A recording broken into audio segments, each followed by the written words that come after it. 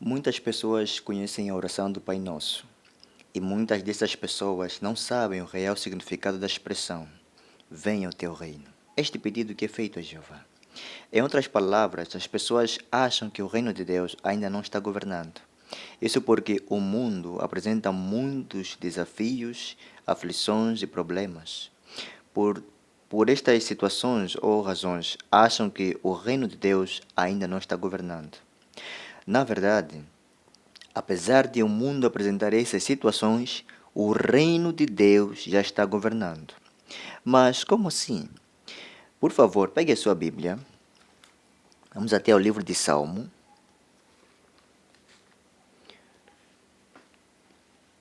Salmo número 110. Salmo número 110. Nota que este texto vai mostrar o que ia acontecer no início do reinado do reino de Deus.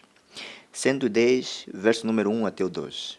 Diz aí: Jeová declarou ao meu Senhor: Senta-te à minha direita, até que eu ponha os teus inimigos debaixo dos teus pés. Jeová estenderá desde Sião o cedro do seu poder, dizendo: Domina no meio dos teus inimigos. O verso número 1 traz a atenção que logo após a ressurreição de Jesus, ele subiu ao céu e esperou à direita de Jeová, nosso Deus, para começar a governar. Agora, o verso número 2 mostra a parte final que, no começo do reinado do reino de Deus, ainda existiriam seus inimigos. Ou seja, Jesus Cristo começaria a governar no meio dos seus inimigos. Por isso, o mundo ainda está assim, conforme está, com muitos problemas. Mas agora, como é que podemos ter a certeza que o reino de Deus já está governando? Quando é que o reino de Deus começou a governar? Duas evidências respondem a essas perguntas. A primeira evidência tem a ver com a cronologia da Bíblia, o estudo do tempo. As Escrituras mostram que ia ficar um período de 2520 anos que não haveria um representante direito do governo de Deus. E quando é que isso começou? E quando é que esse período começou? A própria Bíblia indica que no ano 607 antes da Era Comum, o governo de Deus que havia na cidade de Jerusalém para de governar. Ou seja, Jerusalém é destruída e reis israelitas param de governar. Se nós fazermos 607 menos 2520, vai dar 1913. E como não existia ano zero, então passa a ser 1914. Foi neste ano que Jeová fez de Jesus Cristo Rei do Reino de Deus no céu. Então podemos dizer que Jesus esperou à direita de Jeová até 1914 para começar a governar. A segunda evidência são as profecias que estão se cumprindo. A própria Bíblia mostra o que aconteceria quando o reino de Deus começar a governar. Por favor, vamos até a Bíblia, vamos até o livro de Apocalipse. Apocalipse, capítulo número 6.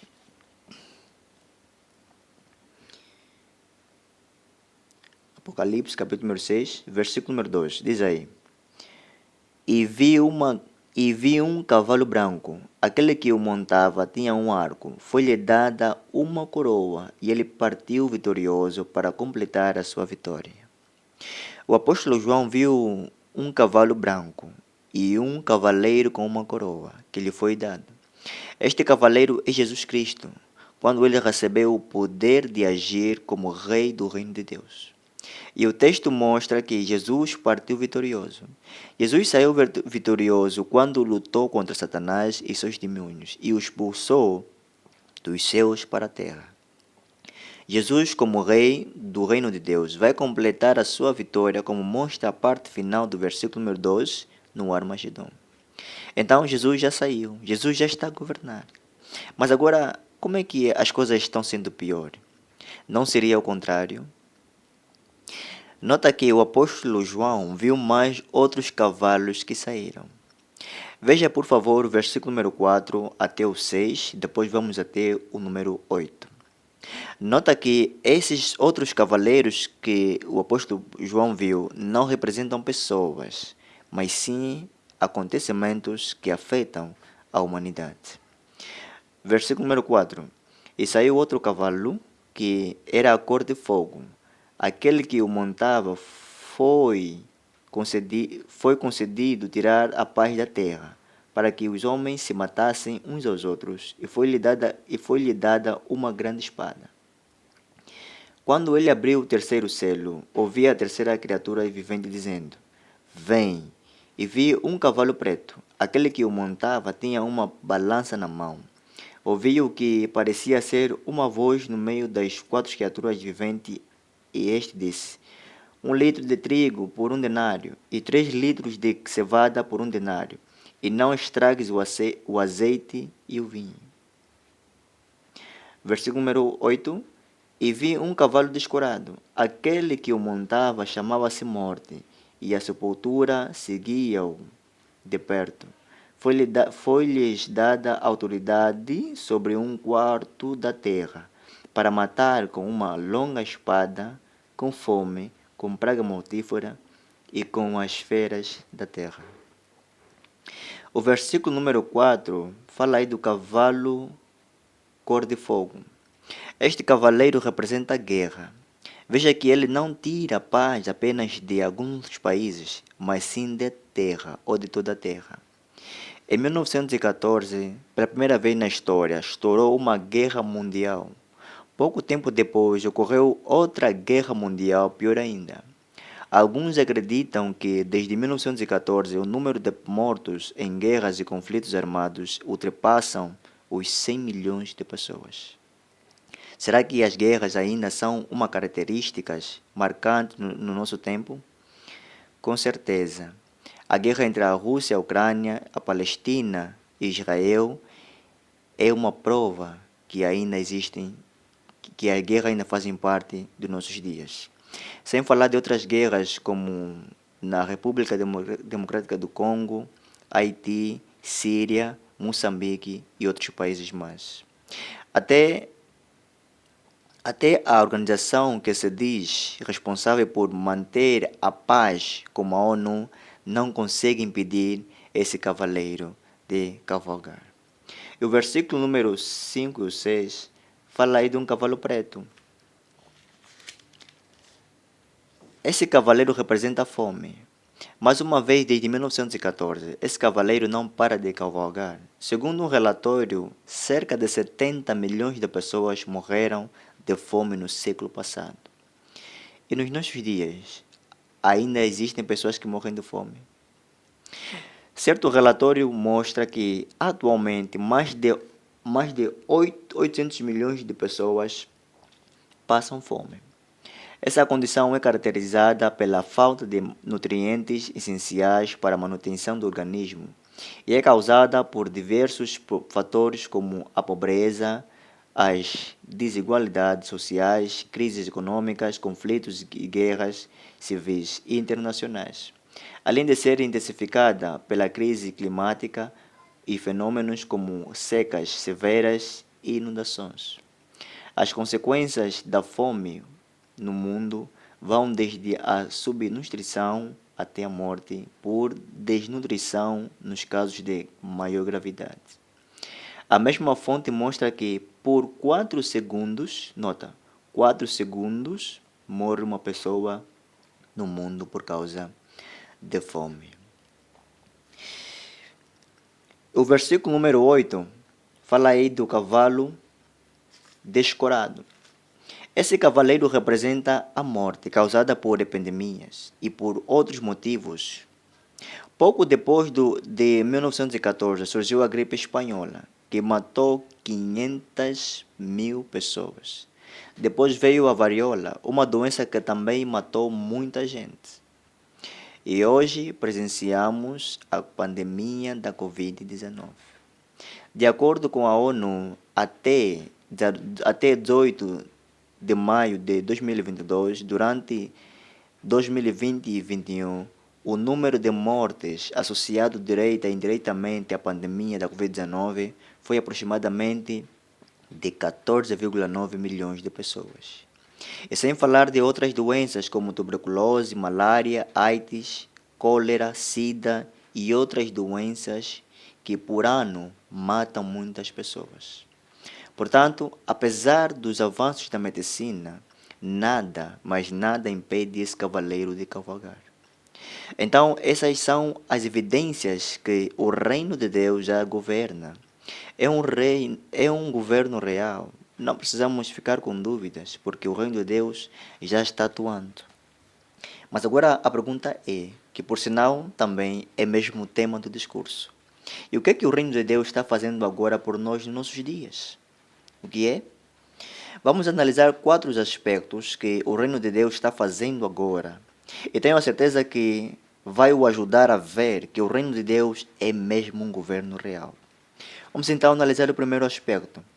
O reino de Deus está reunindo mais de 8 milhões de súditos leais de mais de 240 países que apoiam com zelo esse reino. Algo impressionante. Se nós olharmos num país, dificilmente as pessoas são unidas. Mas o reino de Deus está juntando as pessoas com o mesmo objetivo em mais de 240 países, apoiando o mesmo governo. Isso é incrível. Nota que a Covid-19 trouxe muitos problemas. Desemprego, ansiedade, a vida ficou mais apertada. Mas esses mais de 8 milhões de súditos do reino de Deus no mundo inteiro tiveram muito trabalho em apoiar o reino. Por exemplo, no ano de 2020, esses súditos leais do reino gastaram 1,5 bilhão de horas para falarem sobre o reino de Deus. Algo que poderia ser ao contrário, mas a atividade de pregação ela aumentou. É impressionante mesmo o que o reino de Deus está fazendo agora nos nossos dias. E qual é o segundo aspecto? Assim como qualquer governo tem leis, o reino de Deus também tem leis. Mas as leis do reino de Deus é muito diferente das leis de qualquer país ou governo no mundo. Por favor, pegue a sua Bíblia. Vamos até o livro de João. Vamos ver uma das leis que o governo do reino de Deus tem, mas os governos humanos não têm. João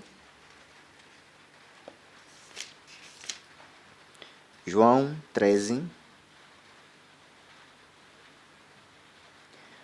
João 13. Vamos ver uma lei do reino de Deus que foi dada pelo nosso Rei Jesus Cristo. João 13, 34 e 35. Diz aí: Dou-vos um novo mandamento, que se amem uns aos outros, assim como eu vos amei. Amem-se também uns aos outros. Por meio disto, todos saberão que são meus discípulos, se tiverem amor entre vocês.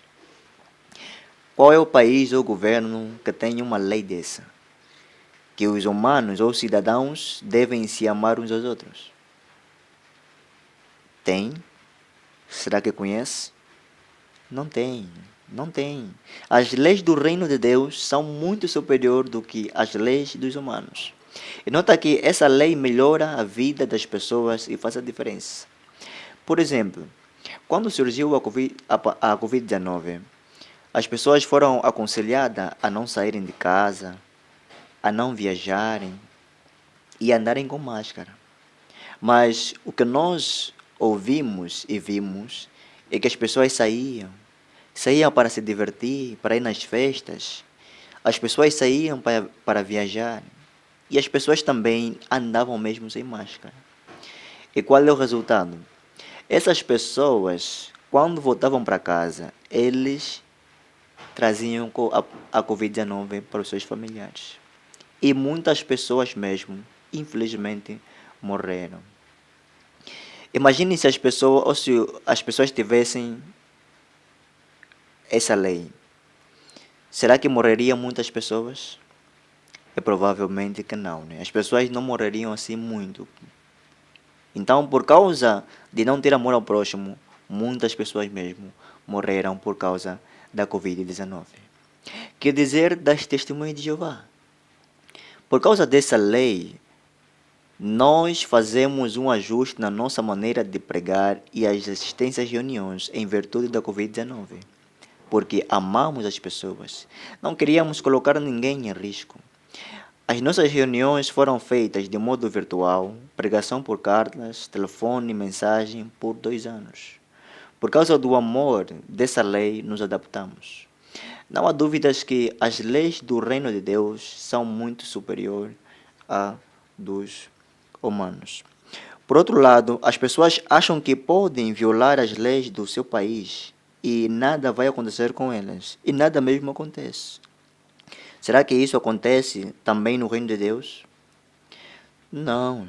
Todos os cidadãos do reino de Deus devem obedecer todas as leis que estão na Bíblia. Se um cidadão não querer mais viver de acordo ou debaixo dessas leis, ela mostra que não está qualificada para ser um cidadão do reino de Deus. E essa pessoa é removida para manter a congregação limpa. Não importa quem seja, no reino de Deus não existe corrupção. É uma organização limpa. E qual é o terceiro aspecto? O reino de Deus estabelece um sistema educacional. Todos os países têm o seu sistema de educação e muitos países têm nome por causa do seu ensino. Universidades que capacitam as pessoas. Mas agora, qual é o objetivo do sistema de educação dos governos humanos? De modo geral, é para dar às pessoas instrução, ajudar as pessoas a conseguirem um bom emprego, ter boa carreira, e muitas instituições ajudam as pessoas a se desenvolver em vários aspectos da vida, como na ciência, economia, saúde, contabilidade e outras áreas. E qual é o objetivo, então, do sistema educacional do Reino de Deus? Qual é? Por favor, vamos à Bíblia. Vamos até o livro de Isaías 48. Esse texto vai nos ajudar a ver qual é o objetivo do reino ou do ensino da educação dentro do governo do reino de Deus. Isaías 48, versículo número 17, diz aí: Assim diz Jeová, o teu resgatador, o Santo de Israel: Eu, Jeová, sou o teu Deus, aquele que te ensina o que é melhor para ti, aquele que te guia no caminho em que deves andar. Então, conseguiu ver qual é o objetivo do sistema educacional do Reino de Deus? Está lá, né? Nos ensinar o que é melhor para nós e andar no caminho em que devemos andar, ou o que é certo. Jeová é o nosso grandioso instrutor. Portanto, a educação do Reino de Deus é bem diferente com o do mundo. Porque, em outras palavras, o objetivo é ajudar as pessoas a serem felizes de verdade. As pessoas que recebem ou se empenham na educação do mundo não são bem-sucedidos, não são felizes, têm muitos problemas na família, divórcios, não se dão bem com os filhos, ou seja, é muita coisa que dificilmente encontramos uma gota de real felicidade. A educação do Reino de Deus nos ajuda a ter sucesso de verdade. De verdade. E como funciona o sistema educacional do Reino de Deus? Assim como existe na educação do mundo, o Reino de Deus também tem material de ensino. O principal material de ensino é a Bíblia, a palavra de Jeová. Depois vem as nossas publicações bíblicas, como as revistas, a Sentinela, Despertar, vídeos e outros materiais, como a apostila também. Algo interessante é que, para se ter o material de ensino do mundo, a pessoa tem que ter dinheiro suficiente para comprar os mesmos. Mas no reino de Deus, não. É gratuito e podes ter impresso ou eletrônico. Nota que os materiais de ensino do reino de Deus estão disponíveis em mais de 600 línguas. Ou seja, todos os súditos do reino de Deus recebem o mesmo ensino e de super qualidade. As reuniões, congressos e assembleias também nos ensinam muito. Vai às escolas de pioneiro, evangelizadores e outros. Essas escolas ajudam ou preparam os irmãos nos métodos de educação ou ensino para pregar sobre o reino de Deus. Com certeza a educação ou o sistema educacional do reino de Deus é muito superior. Vamos voltar mais na pandemia da Covid-19. Quando surgiu a pandemia da Covid-19, as escolas fecharam. E depois, as escolas optaram para ensinar à distância. À distância.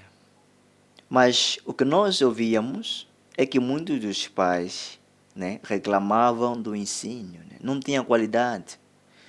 E alguns dos encarregados, os pais, não aceitaram mesmo pagar a mensalidade ou as propinas das escolas, porque alegavam que o ensino não estava a ser de qualidade. Agora, quer dizer das escolas ou das nossas escolas? Por exemplo, uma irmã da nossa congregação que cursou no período da pandemia disse o seguinte: aprendi muito na escola de pioneiro. Aprendi a ser uma pessoa madura e pesquisadora nos assuntos espirituais e não me contentando naquilo que é básico. O estudo pessoal, assistência às reuniões e participação nela, a pregação, melhorei muito mais por causa da escola. Os irmãos, os instrutores, deixaram-se ser usados por Jeová com o objetivo de melhorar a nossa espiritualidade. Outro irmão que também é da nossa congregação disse o seguinte: nosso Deus Jeová é o grandioso instrutor. Sentimos isso na escola de pioneiro. Apesar da situação, sentimos que fomos bem instruídos por Jeová. Então, só para ver mesmo que é a educação do sistema, a educação do reino de Deus é muito superior com o do mundo, né? A qualidade não baixou, não perdeu, né? Apesar da situação, a qualidade foi a mesma. É mesmo impressionante o que o reino de Deus está fazendo nos nossos dias. Agora, nota o quarto aspecto. O reino de Deus está fazendo, o que o reino de Deus está fazendo nos nossos dias é designar representantes visíveis para cuidar, proteger os cidadãos do reino de Deus. Esses representantes são os anciãos. Eles fazem muito para encorajar, ensinar, consolar os súditos leais do reino, em especial aqueles que passam por situações difíceis. Os anciãos servem como pastores e instrutores, revigorando o rebanho. Também dão ajuda em sentido físico, quando der. Então, quando meditamos ou paramos para pensar, meditar em tudo que o reino de Deus está fazendo por nós agora, isso nos traz 3 efeitos de real importância. O primeiro efeito está aqui no livro de Salmo. Por favor, vamos até a Bíblia. Salmo 145.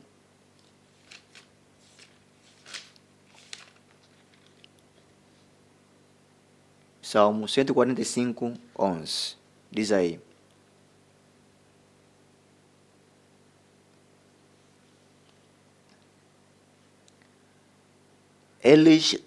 eles proclamarão a glória do teu reino, do teu reinado, e falarão sobre o teu poder.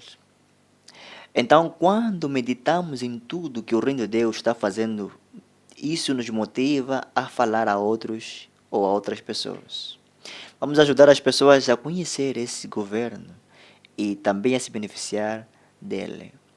Então, quando nós pregamos ou nos esforçamos em pregar as boas novas, estamos ajudando as pessoas a se beneficiar das bênçãos. Então, vamos fazer ajustes, né, para ajudar mais pessoas na pregação, para se beneficiarem das bênçãos de Jeová. E qual é o efeito? Por favor, qual é o efeito? O segundo é que, se meditar no que o reino de Deus está fazendo agora por nós, isso nos ajuda a fazer sacrifícios certo pelo mesmo. Mas como assim? Muitas pessoas fazem muito sacrifício pelo seu partido ou certo governo, mas às vezes elas ficam tristes quando vejam que o seu sacrifício não valeu a pena, quando o governo não faz o que prometeu. Quando olhamos no que o reino de Deus está fazendo agora, nos ajuda a fazer sacrifícios, porque sabemos que não vamos ficar desapontados e que vai cumprir-se exatamente aquilo que prometeu. Uma das promessas é de acabar com todos os cavalos que até hoje ainda estão cavalgando e nos causam muitos problemas. E qual é o terceiro efeito? Pensar no que o reino de Deus está fazendo agora fortalece a nossa fé no que virá. no que o reino de Deus ainda vai fazer. Vamos voltar à Bíblia, vamos ler o mesmo livro, Salmo, número 145, mas desta vez o verso número 16. Diz aí: Tu abres a mão e satisfazes o desejo de todos os seres vivos. Então, nós podemos ter a certeza que o reino de Deus vai satisfazer todos os nossos desejos, porque o reino de Deus já governa. Portanto, qualquer promessa que o reino de Deus fez vai se cumprir. Todos nós vamos nos beneficiar. Se estás entre mais de 8 milhões que Jeová está reunindo, continue nessa direção. Se ainda não está, o que está esperando? Dá passos significativos para se beneficiar das bênçãos do reino de Deus, porque o reino de Deus já nasceu, assim como Deus prometeu.